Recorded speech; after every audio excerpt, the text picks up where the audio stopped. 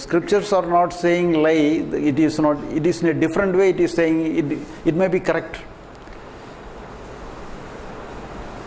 But they are all trying to say something, trying to convey something is related to our mind. Because all our problems in our mind. We have to be free from the problems of the mind. We have to understand the real nature of the mind. We have to understand the real function of our mind. So they indirectly direct ourselves to look into the functioning of our mind. But we do not know anything about the Atman, but we can know something of our mind. Everybody will know our mind is functioning, our mind is having some problem. Everybody knows something. So we can, if we want to inquire the functioning of our mind, it is possible for ourselves. Because we know the function of our mind a little bit. Even though we can have a profound knowledge about our mind, some little bit we know our own mind. But if we want to know the function of our mind, if we want to know the structure of our mind, we have to look into it. We have to look what is the mind, what is the function of our mind.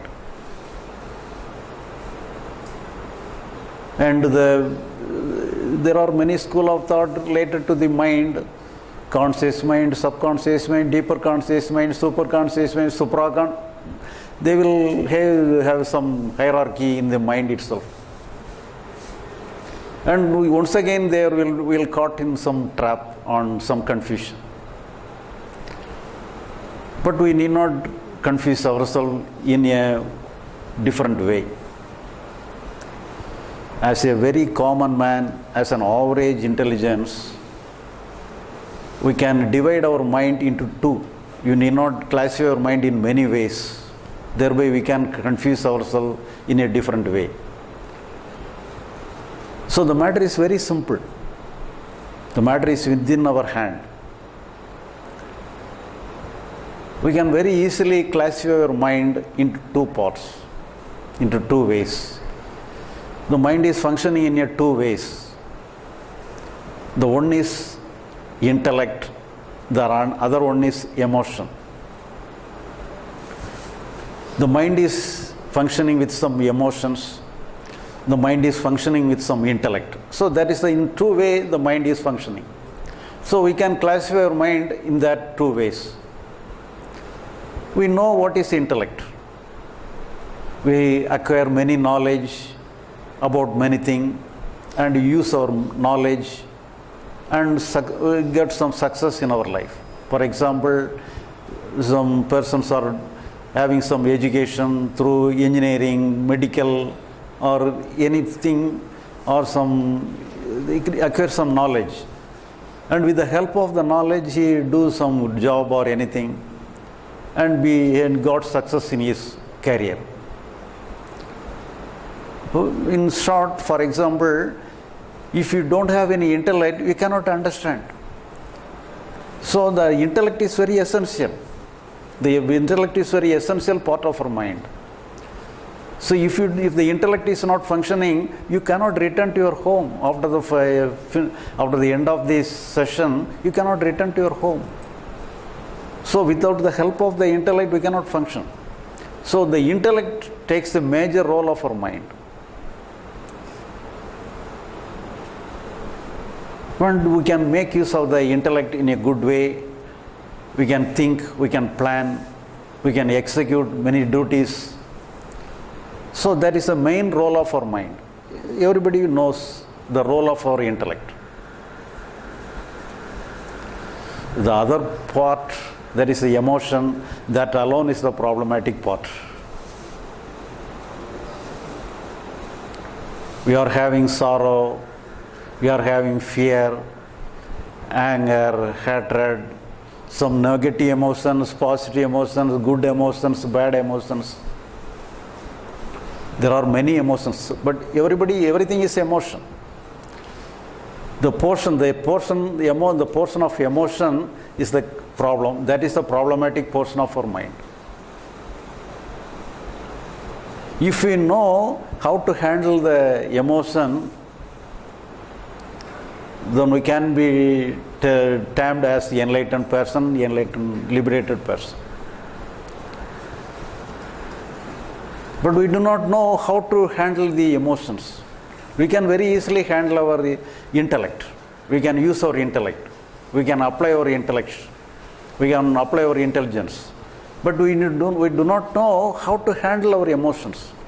That is the problem of ourselves. That is the problem of the human man. That is the problem of the mankind. The problem is not only for the spiritual aspirants. It is for all. It is everybody is. It is the problem of everyone. So here we have to have a harmony within the emotional part of our mind. For example, we want to be always in a good emotion.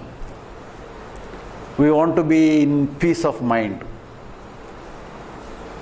We want to be happy always. We think we should not have any fear. We think that we should not have any anger. But what is happening is against our desire. We may think we must be happy always, but we cannot control it. We may think we must be free from fear, sorrow, suffering, everything. But it is not in our hand. Even though you decide you cannot be angry, you cannot have fear, but your fear comes, anger comes, sorrow comes, everything comes on its own. So it is not in our hand. Whatever thing we can do, for the time being it may be right, for the time being you may make it arranged, but we cannot contain everything in a good way. We cannot have a good action in the emotional part of ourselves. It is eluding ourselves, it is deceptive, it is deceiving ourselves. We are having a deceptive game with our emotions.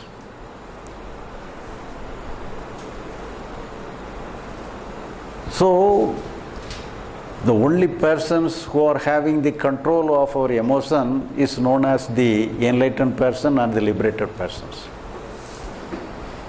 The enlightened person alone has the knowledge how to have the control over the emotions. So then only the enlightened persons are relieved as a higher persons.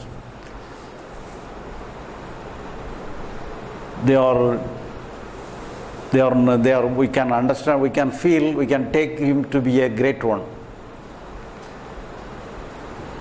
So they know, the enlightened person alone know how to handle the emotions. So as they alone have the knowledge how to have the control over the emotions, then we are rely upon the many masters, we are rely upon the masters of in the site. And we ask them, please tell us how to control our emotions, how to handle our emotions. Please show our way how to liberate ourselves from our emotions, from our emotional part.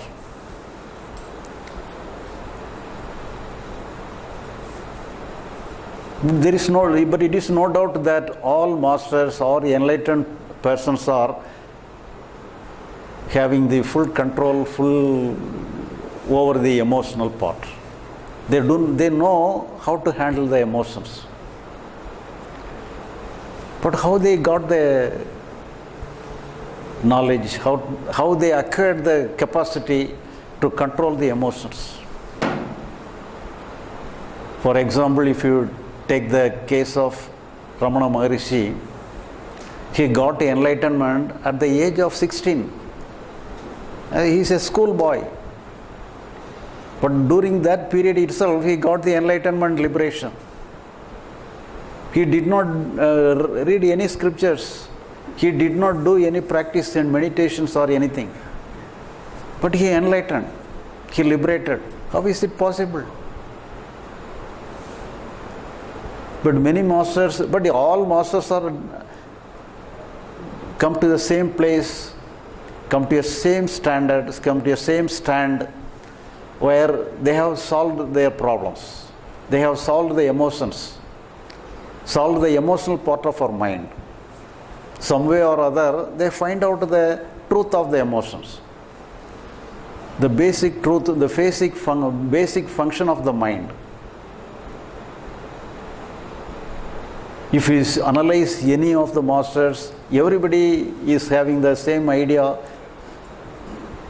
same approach with related to the nucleus part of the problem, the crucial stand of the problem. Everybody is having the same problem, same approach. The approach is the same, but the ways may be different. But that is why we cannot assess how they got the enlightenment, how they acquired the knowledge, how they succeed their process, how they succeeded their enlightenment, how they attained the enlightenment liberation. We cannot understand the way. For example, if you take the case of the Ramana Maharishi himself, during the age of 16, one day he got the fear of death. He do not know how to face the death. He simply accepted the fear of death and he got enlightened. So what is the truth behind his procedure? What is the truth behind his practice or approach? He himself did not know how he got enlightened. Some way or other I got enlightenment, I don't know how I have got the enlightenment. That is the statement of Ramana Maharishi himself. I got the enlightenment, but I do not know how it has happened like this. Some previous karma, some previous birth, I might have done many things. So, and with the due procedure, I may got the enlightenment. He may say he escaped from the statement that I do not know how I got the enlightenment in this birth. But we cannot doubt his enlightenment. It is said, there is no problem with his enlightenment. His enlightenment is correct. There is no problem. There is no doubt about his enlightenment. There is no doubt about his liberation. But how he got the enlightenment? How he got the liberation? What is the secret behind the enlightenment? What is the secret behind the liberation? Some procedure is there. Some science is there. If you understand the science behind all those enlightenment, all those liberation, each and everybody can have the enlightenment, each and everybody can have the liberation. We all can be permanently be liberated, we can permanently be enlightened. If you know and understand the science behind all those things. It is not a mystic one, it is a science. But if you are able to understand the science behind all those enlightenment, everybody can, but science is common to all. It is not related to a selected person. If it is a mysticism, if it is a mystic one, we can simply say he may be a gifted person, he may have the capacity. I don't have the capacity. It is not possible for me to have a great thing like this. But it is not a mystical one. It is a science. A common man can use the science. So what is the science? That if you are able to understand, if you are able to analyze the procedure followed by the masters, followed by the saints, we can understand something related to the enlightenment. But in that way, if you take the case of the Ramana Maharishi, we cannot have the clear picture of his approach. I had a chance of reading some articles related to the Aravindar of Pondicherry. He wrote something. I have done many yoga practices, meditation. I have many experiences through yoga.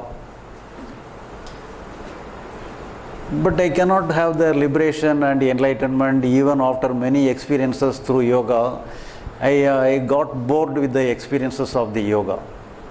So I simply dropped all those practices, and I do not know, I have no energy to proceed with the experiences.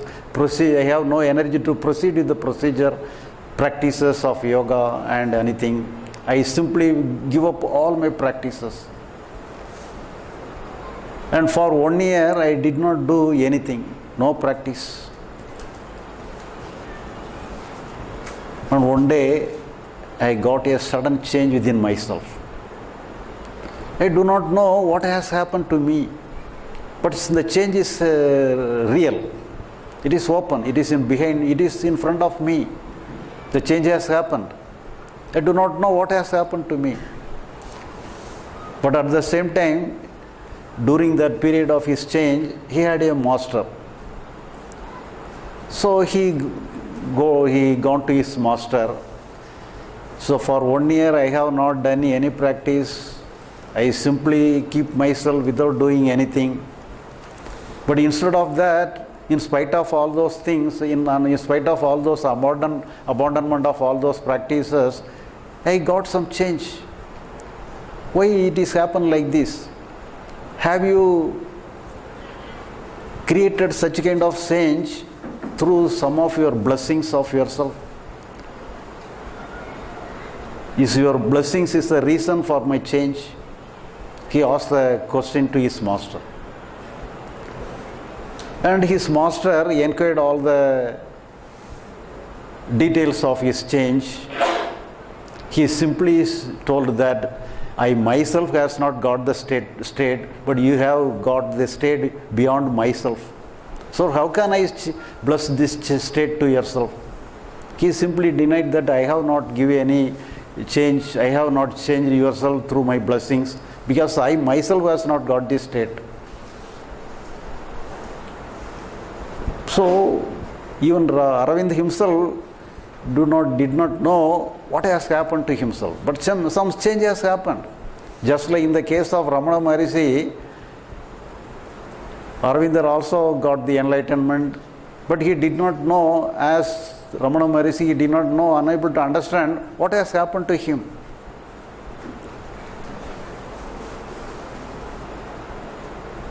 So, if you understand if you analyze the ways of the enlightened master, we cannot find anything. We may find that he has gone something, he has done something, but he got something. That alone we can say like this. But with related to some masters, you can understand some more statement, some more stage, some more ways, some idea with related to the practice of everything. So in that respect, we can take the example of the Gautama Buddha.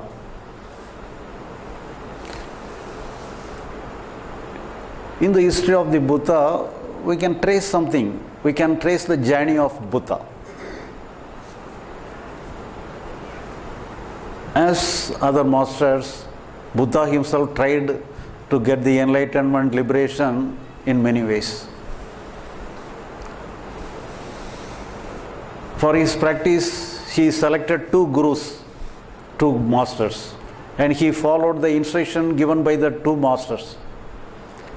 He has done many practices.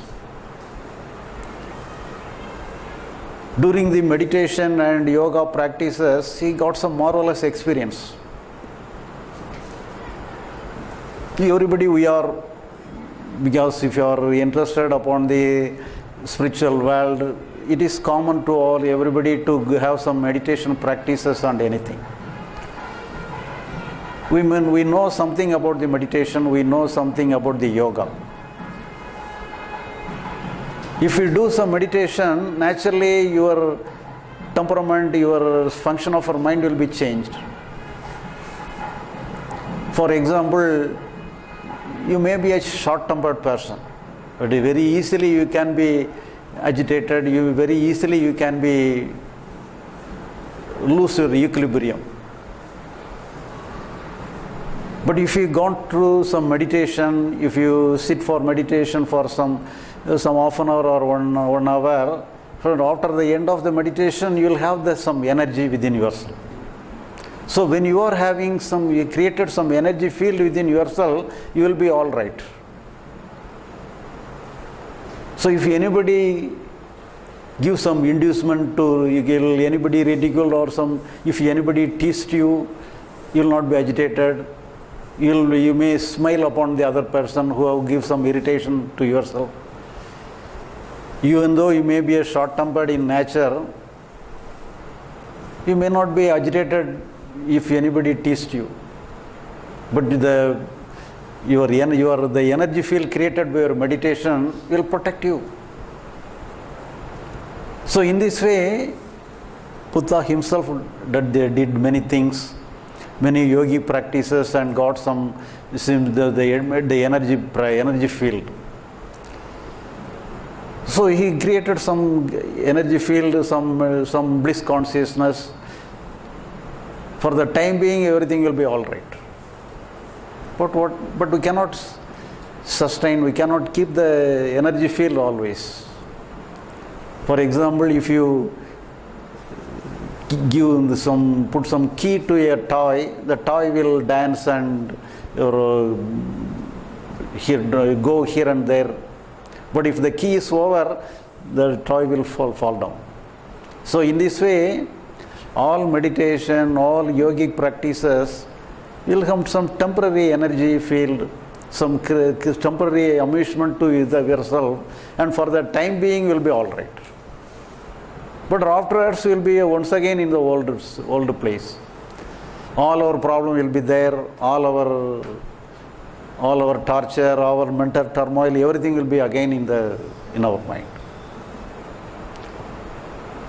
So Buddha himself did the same thing and got some energy field, and for the time being he was all right. But after the energy field is over, he was once again in the old place. So he began to inquire, what is the reason for this failure?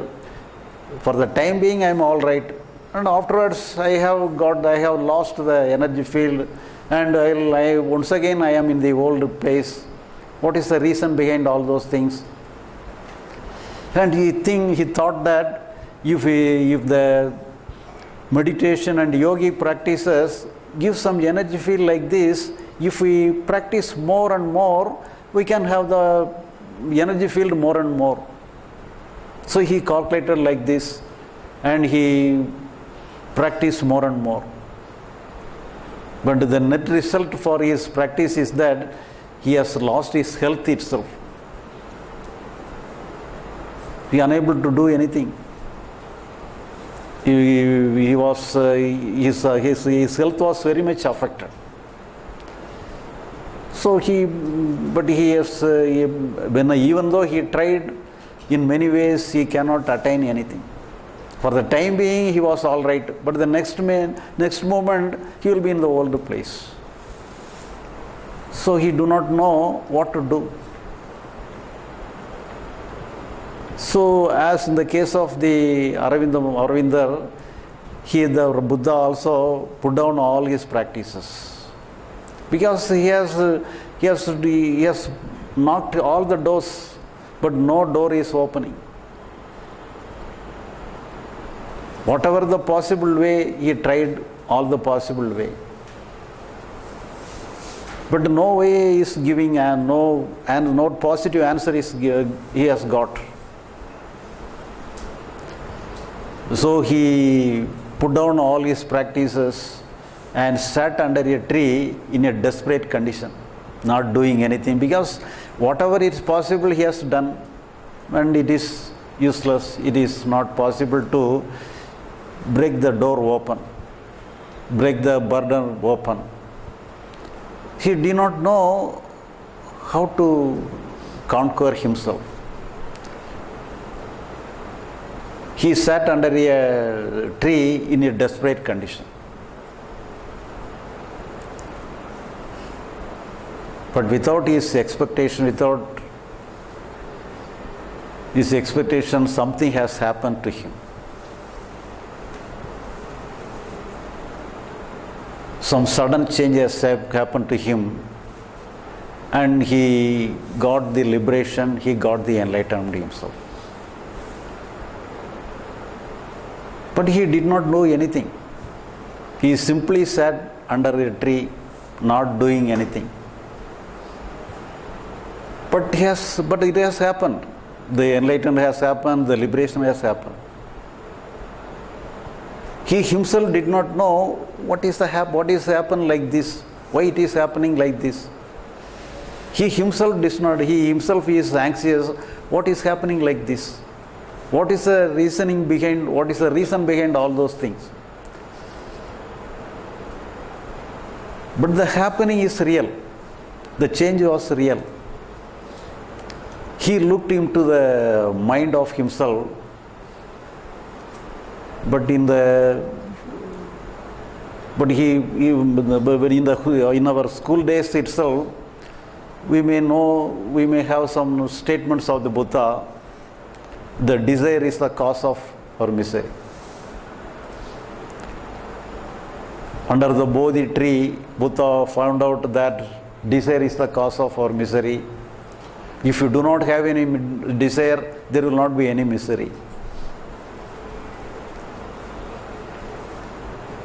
And it is told, this is a statement found out by the Buddha under the Bodhi tree. We have come across this statement in the school days itself.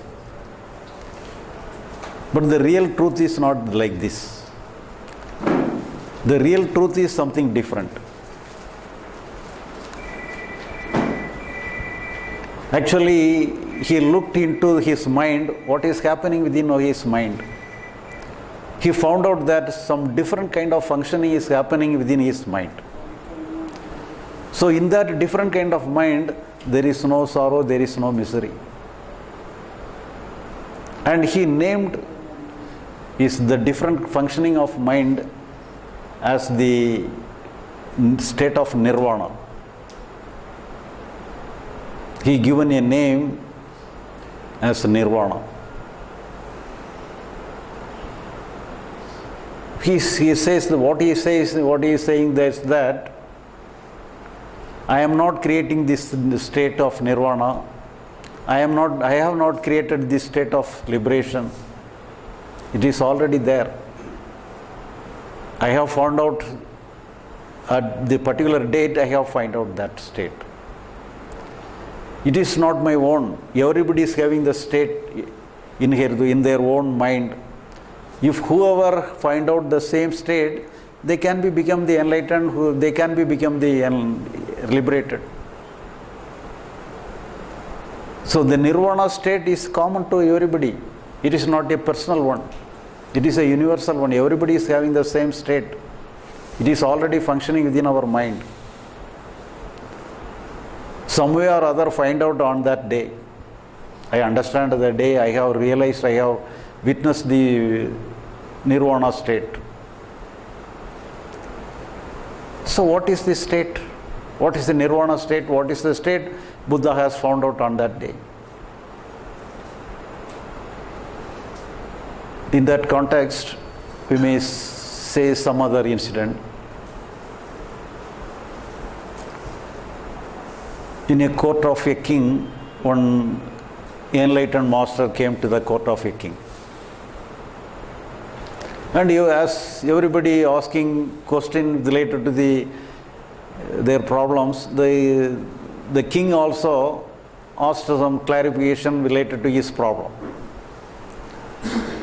He also told that I have many problems, I cannot sleep in a proper way. Each and every day I have come across many problems. My mind is not in a good way. What we have to do? How can I be free from my problem? The king asked the saint, The saint did not say that you have to find out that you are the Atman. If you understand, if you find out you are the Atman, the all problem will be solved. He did not say like this. But he approached the problem in a different way. If you have any problem, you hand over all the problem to me. I will solve all those problems.